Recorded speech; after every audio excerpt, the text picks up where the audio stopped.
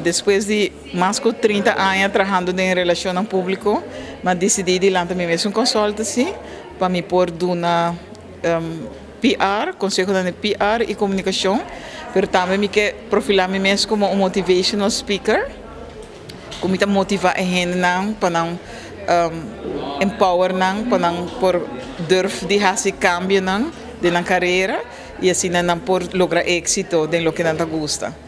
É bom, tá? Como lança meu website também, então a pessoa que está interessada para aqui como está assim e como contact me, é para ir www.suzymaduro.com. Suzy pode escrever SUZY, maduro.com.